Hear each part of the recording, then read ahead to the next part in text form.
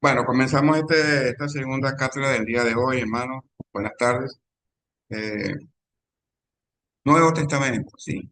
La semana pasada estuvimos viendo globalmente qué es lo que vamos a ver en este semestre. Y de verdad que el Nuevo Testamento es algo fantástico, asombroso. Es algo que, bueno, Nuevo Testamento o Nuevo Pacto se le dice también. Oyeron, ¿sabían eso, no? Y con respecto a este nuevo pacto, porque yo quiero que ustedes tengan claro eso, yo les voy a pedir que abran en Primera a los Corintios, capítulo 11. Primera epístola o carta a los Corintios, capítulo 11.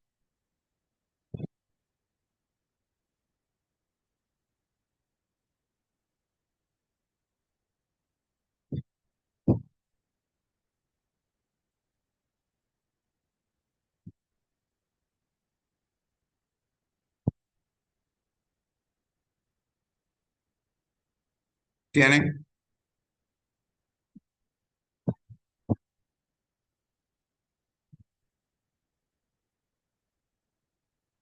Primera carta a los Corintios, capítulo 11, versículo 23.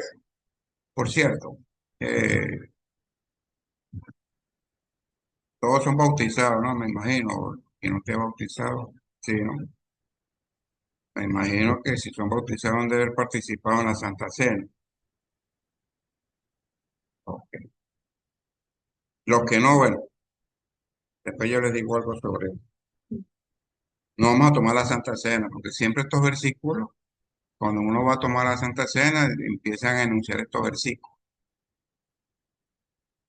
Primero los Corintios, capítulo 11, versículo 23. ¿Cuál es el subtítulo que dice ahí? Institución de la Santa Cena. Pero no vamos a tomar Santa Cena, hermano, no diga eso. Oiga, mire, dice así la palabra del Señor. Porque yo recibí del Señor lo que también os he enseñado, que el Señor Jesús, la noche que fue entregado, tomó pan y habiendo dando gracias lo partió y dijo, tomad, comed, este es mi cuerpo, que por vosotros es partido, haced esto en memoria de mí, ¿sí? Y en el versículo 25, mira lo que dice. Asimismo tomó también la copa, después de haber cenado, diciendo, esta copa ¿es el qué? El Alguien que me nuevo diga qué pacto. dice ahí. El Es nuevo pacto. el nuevo pacto escuchen esto y grábense eso, el nuevo pacto en mi sangre. Hace esto todas las veces que la bebieres en memoria de mí. Padre nuestro que estás en el cielo, gracias te damos en esta tarde. Continuamos, Señor, con esta segunda etapa de la cátedra, Nuevo Testamento o Nuevo Pacto. Gracias por darnos estos primeros versículos para dar conocimiento a mis hermanos de qué trata este nuevo pacto, Señor. Se sobreentiende que estos versículos son anunciados y señalados cuando tomamos o estamos en la cena contigo, anunciando tu venida, Señor. Y la muerte tuya, como tal aparece allí, anunciamos tu muerte. Gracias, Señor, enséñanos, ayúdanos en esta cátedra del Nuevo Testamento actual, el cual estamos comenzando en el día de hoy. En Cristo Jesús te amamos, te adoramos y te bendecimos. Amén. Muy bien. Esta copa es el nuevo pacto en mi sangre. Usted sabe que cuando uno dice Antiguo Testamento, es como decir también Antiguo Pacto. Testamento y pacto es lo mismo. Y si decimos Nuevo Testamento o Nuevo Pacto, ¿por qué? Tengo que dar una reseña más o menos de por qué este Nuevo Testamento y no nos quedamos con el antiguo, que es el que tenía, el que estábamos antes. De hecho, en la época de nuestro Señor Jesús, no había Biblia, ni había Nuevo Testamento, ni nada de eso. Cuando él dice, escrito está en la ley y los profetas, porque estaba desde el Génesis hasta Malaquías. Pero este Nuevo Testamento, usted sabe que el Antiguo Testamento termina en Malaquías, ¿sí o no? Después ustedes lo buscan en su Biblia, termina allí. Pero después que termina allí en Malaquías, eh, hay unos que, bueno, que dicen, y lo voy a dar para que ustedes más o menos, si no lo habrán oído, dice que, wow, el Señor se olvidó de su gente, nunca más se escuchó de él, no sé qué le pasó, se fue de vacaciones, qué sé yo. Hubo 400 años y piquito que no se sabía nada del Señor. No se sabía nada del Señor, del Dios Todopoderoso, del Dios de Israel. Entonces, ¿qué sucede con esto? Esto es bueno que ustedes lo sepan, porque después de estos 400 años, mira, ahí sucedieron ese periodo de tiempo muchas, pero muchísimas cosas. Entre esas cosas que se hicieron fue que terminó o que se terminó el cumplimiento del profeta Malaquías, vino una serie de acontecimientos históricos, sociales, religiosos, y usted pare de contar. Y el Señor no es que estaba de vacaciones, ni que estaba descansando, no, estaba esperando el momento preciso y oportuno para enviar a su Hijo. Y es aquí donde radica y comienza el nuevo pacto, tal como lo leímos aquí, que muchos lo leen nada más para la Santa Cena. Pero mire a dónde se origina esto. En mi nuevo pacto en la sangre, dice así. O no lo leyeron, sí lo leyeron mejor. Nuevo pacto en mi sangre o Nuevo Testamento. ¿Y por dónde comienza el Nuevo Testamento? Por los evangelios sinópticos, que es la materia que vamos a ver junto a libro de los Hechos. Ah, bueno, primero Juan y después el libro de los Hechos. Pero ahora mire, el seminario nos pone esto como cátedra o materia, evangelio, si usted lo tiene, evangelio sinóptico. ¿Sí o no? En otro, en otros seminarios o institutos bíblicos simplemente le ponen los evangelios y libros de los hechos. Pero acá, es verdad, y tiene muchísima razón, y estoy de acuerdo, quitan el evangelio de Juan para poner los otros tres primeros. ¿Cuáles son esos tres primeros? El evangelio de Mateo, el evangelio de Marcos y el Evangelio de Lucas.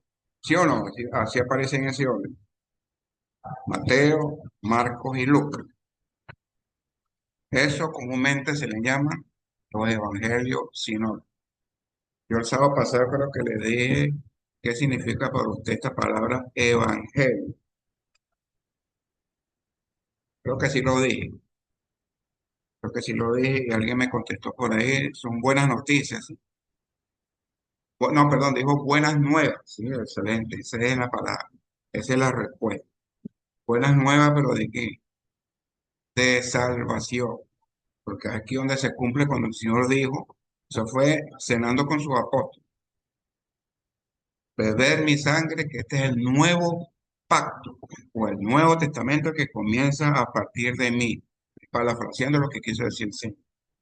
Entonces, de aquí comienzan los evangelios, las buenas noticias, y de aquí, de esta raíz de evangelio, es que todos los que estamos aquí, incluyéndome a mí, mire, yo me estoy apuntando, nos llaman evangélicos.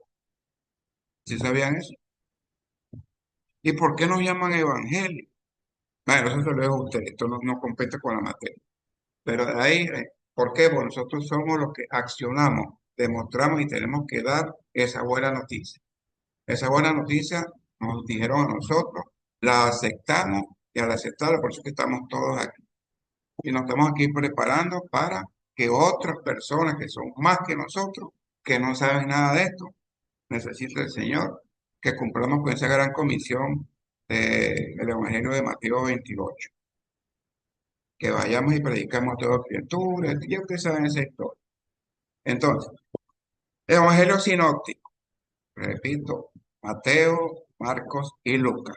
¿Por qué se le dicen estos tres evangelios o estas buenas nuevas o estas buenas noticias sinópticos? ¿Por qué? A ver, yo tengo Por la anotado por aquí, similitud, por la ¿perdón? similitud que tienen, por la similitud que tienen los tres libros sobre la vida y enseñanza de Jesús. Libro no, hermano, Evangelio. Ya vamos a empezar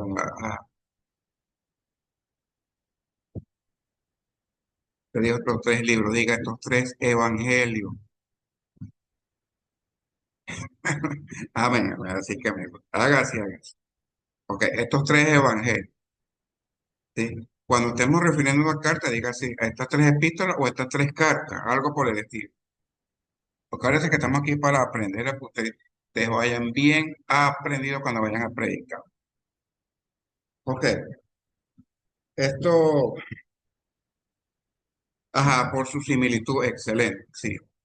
¿Por qué su similitud? El contexto que ellos tienen dicen casi lo mismo, ¿verdad? Nacimiento, desarrollo, la historia del Señor Jesús, su muerte, su crucifixión y qué más, su resurrección. ¿Sí o no?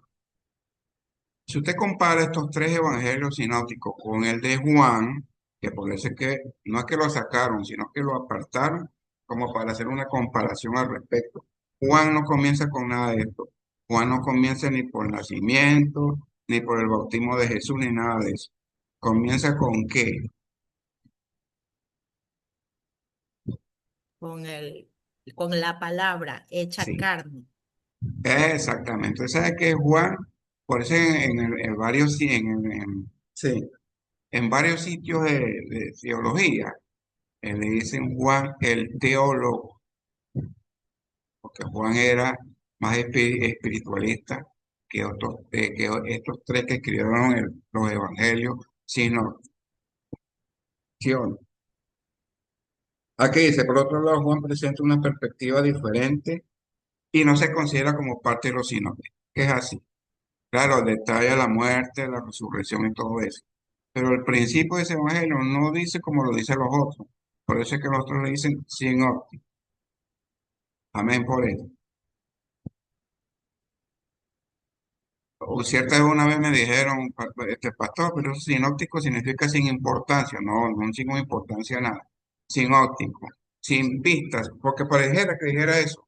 Sin óptico es algo que no estás viendo nada. No, es otra cosa. Estamos hablando de parte religiosa. Sinóptico es la similitud que da. Es mami, esta palabra sinóptico viene de una raíz que se llama de sinopsis, que es la palabra sinóptico proviene del griego sinopsis o vista, lo que significa ver en conjunto. Eso es lo que significa sinus. El cambio el de Juan dice que se distingue por un enfoque de otro contenido, de otra manera diferente, que no encaja con los otros tres evangelios.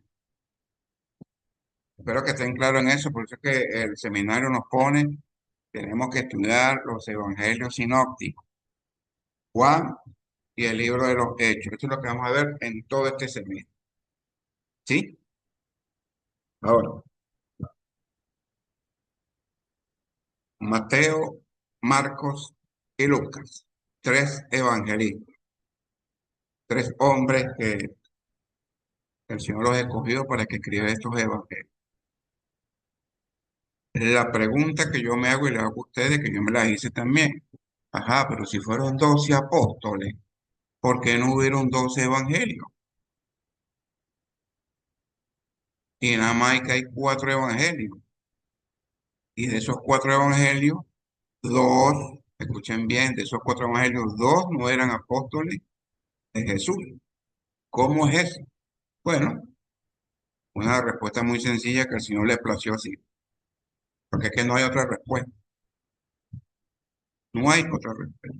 De hecho, de los 12 hombres, que por ahí tengo también material de eso, los 12 hombres comunes y silvestres, los 12 hombres que escogió Jesús, no era ninguna gente preparada ni nada por eso.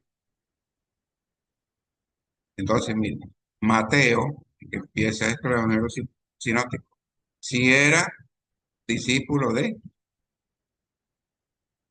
¿de quién?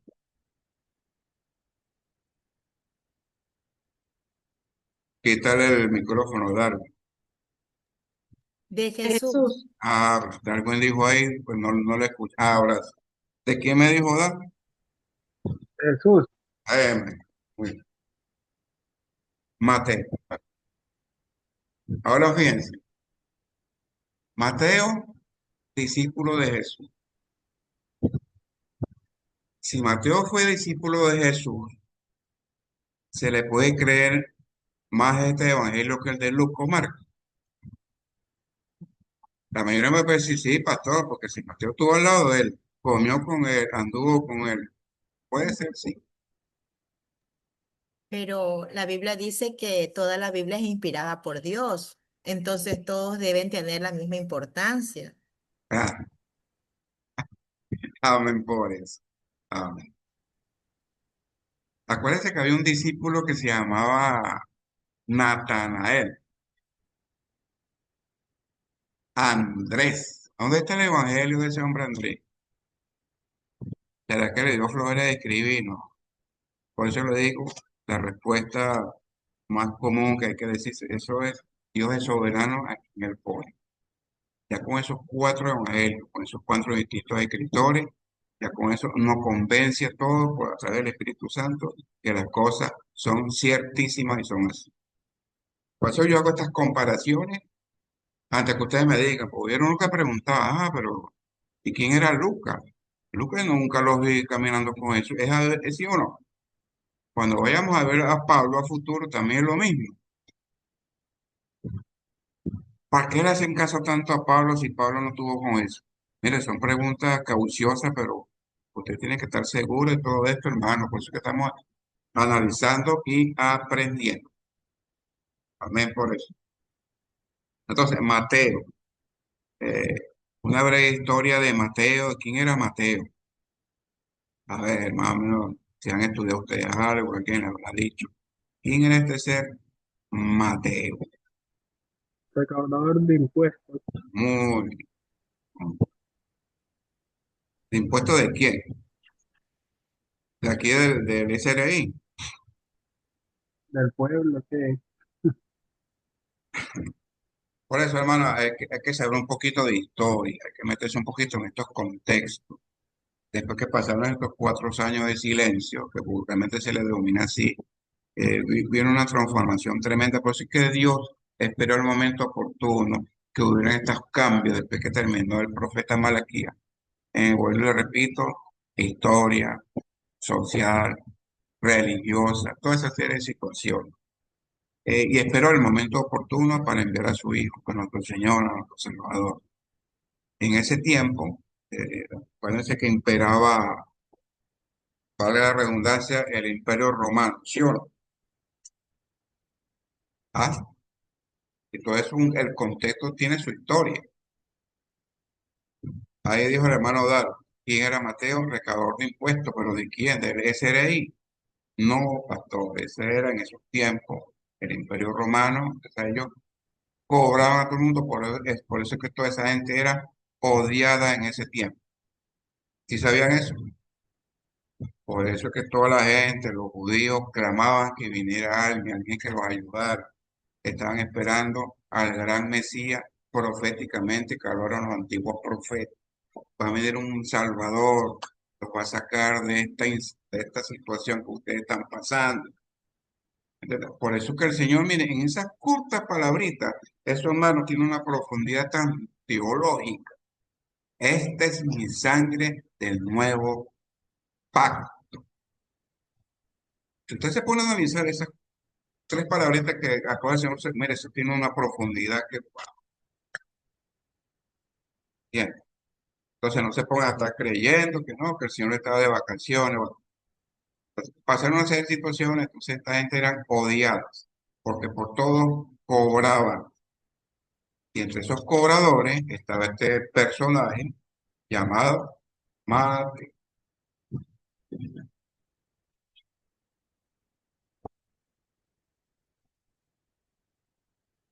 Es bueno también que esta es otra clase, hermano. Estos 12 hombres que eligió el Señor eran de distintos caracteres sociales. Eran hombres de diferentes, ¿cómo se le puede decir a esto? ¿Ah? Sí. Sí, o sea, pensaban distinto, tenían ciertos caracteres, el nivel educativo no era lo mismo. Pescadores, campesinos. ¿Qué se puede esperar de un pescador o un campesino? hasta un analfabeta por el planeta. Y era uno que decía, pero el Señor, ¿por qué no eligió un teólogo de eso? Uno que sea graduado así como nosotros, que tenga estudiado en un seminario en esos tiempos. No, el Señor es un propósito acá. Entonces, Mateo era uno que escogió el Señor. Y en el mismo Evangelio de Mateo que el mismo escribe, ¿qué le dijo al Señor Jesús? Se le paró enfrente y ¿qué le dijo? Ven acá, sígueme. ¿Y qué hizo este joven? Perdón, este señor. Dejó todo lo que tenía y lo sigue.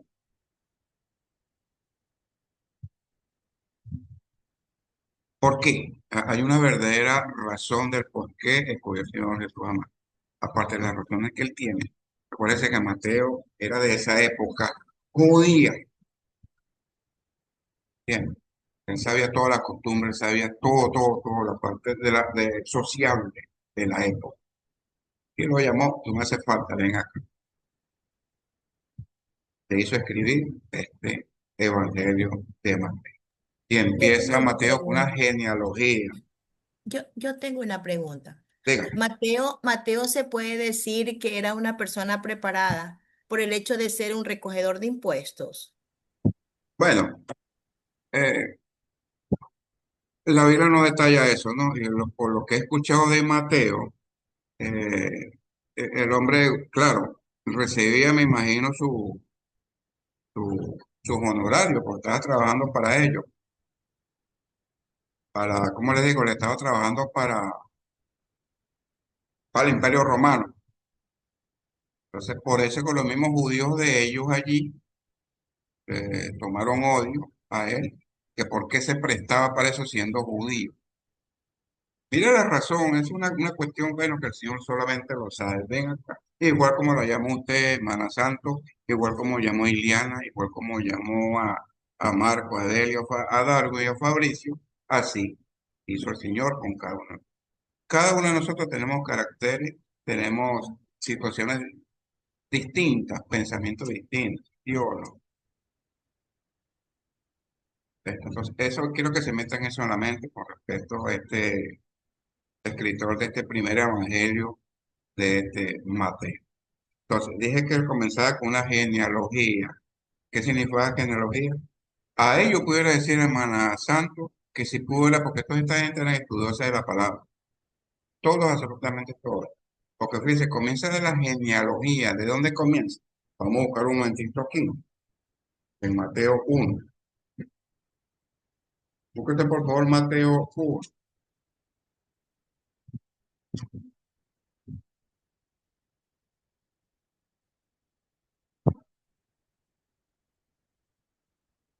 ¿Quieren?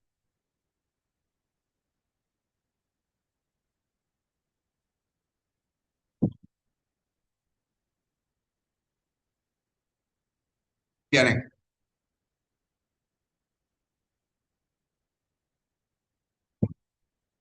Mire cómo comienza el Santo Evangelio según San Mateo. Así que tenemos que decirlo todo. ¿Genealogía de quién? De De Jesús, de De Jesucristo. Jesucristo, Jesucristo. Oigan el primer versículo. Libro de la genealogía de Jesucristo, ¿hijo de quién? de David, de Así que decía que Mateo ya sabía quién era David, ¿sí o no? ¿Hijo de quién? De de Abraham, Abraham. Y empieza Abraham. a nombrar desde Abraham, Isaac, Jacob, Judá, hasta el Jacob, Judá y sus hasta ¿Vieron todos esos Jesús. nombres que aparecen allí? en ¿Se dieron cuenta? Entonces quiere decir que ahí, si le digo yo, hermana Santo, ese hombre conocía de Biblia en aquellos tiempos. Que viene, empieza a anunciar todo eso, todos esos nombres. ¿Y cuál cree usted que tomó este Mateo allí? Para empezar a hablar de eso, por lo menos de Abraham.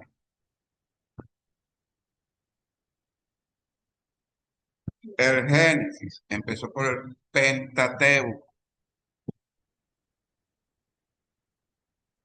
desde el principio comenzó. Claro. Pero digo, Mateo comenzó desde cuando Abraham, porque yo conocía historia de Abraham. Esa gente era Ujú. muy docta y era muy sí, lecturosa, ¿cómo decirlo así? De toda la palabra que yo. Recuerda que yo tenía la Torá Amén. y en el Génesis aparece eso. Abraham, Isaac, Jacob, toda esa gente de personas. Entonces, Mateo fue un hombre muy importante. Mucha gente confunde a Mateo con el apóstol Pedro. Yo era uno que lo confundía.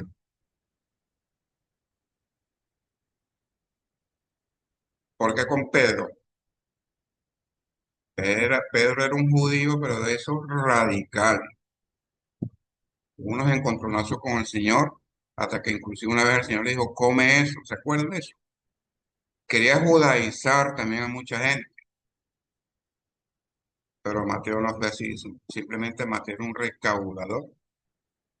Y el Señor, para mi modo de ver las cosas, de verdad se lo digo muy eh, con libertad.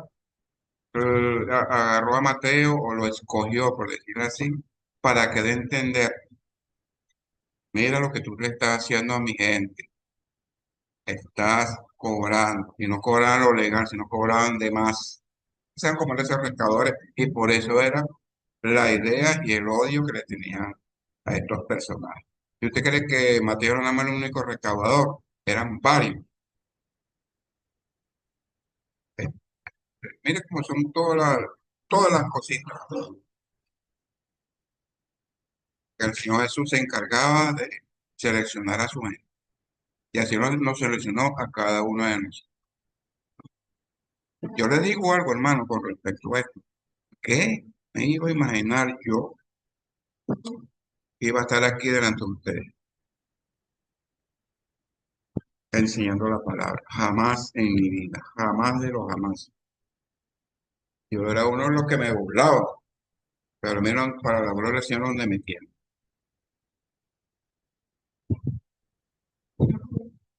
Entonces, el Señor Jesús transforma a la gente.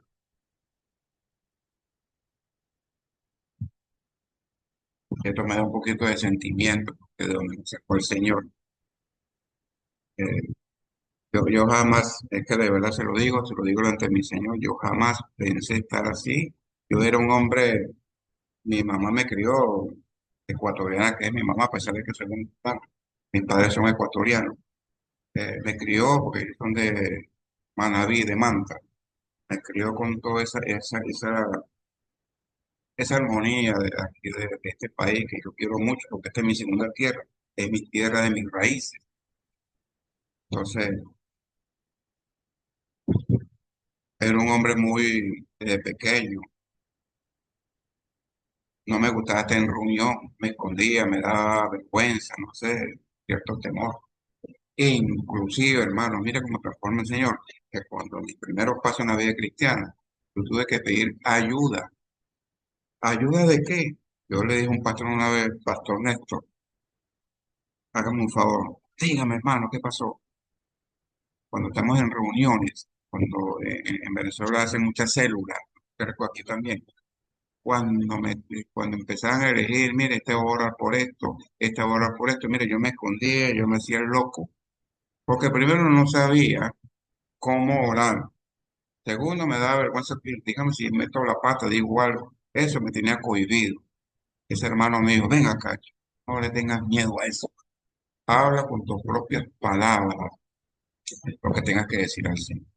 Mira, eso me ayudó tanto y voy a estar hablando por ti. Usted tiene un potencial. Y mira, hasta el sol de hoy, eso fue hace ya casi 25 años más. Jamás yo voy a estar aquí reunido así, menos.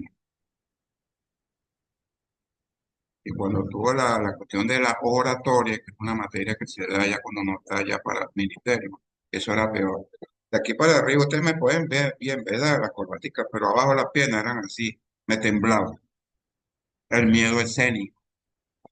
Pero todo eso lo quita Dios, todo eso no lo quita el Señor, porque Dios no dio, Él nos dio un espíritu ¿de qué? No nos dio un espíritu de cobardía, sino de dominio propio de uno, y el Señor nos añade eso. Eso le doy gracias al Señor. Un hombre demasiado sumiso, un hombre demasiado por ahí escondido. Ahora mire, ahora mi esposa se pone a hablar conmigo, tú hablas demasiado, pero mire cómo son las cosas como que Dios usa a la persona. Así hace con todo, con Mateo, con Marco, con Juan. Bueno, cuando veamos a Juan, mi hermano, eso es lindo. Porque muchos estudian a Juan así por encima, hermano, pero métanse de lleno Juan por dentro. El amor que tenía ese hombre. Y fue uno de los, pero creo el último discípulo que aguantó, porque todos lo fueron, y fue el último que quedó. Él tenía un corazón muy, se dieron cuenta el carácter de Juan comparado con el de Mateo o el de Pedro. Muy distinto, así somos nosotros los que estamos aquí. No sé por qué le estoy diciendo esto, porque no es predicación, sino que quiero que se lleven eso en su corazón. Acuérdense que esta clase, yo les digo igual, esta clase es para aprender conocimiento, pero también es para ministrar. Yo no sé cómo usted allá del otro lado, su situación como usted. Yo no sé si se sienta más por un lado, no es el hecho que, ay, ya me toca la clase y la situación que estoy pasando. Bueno, que me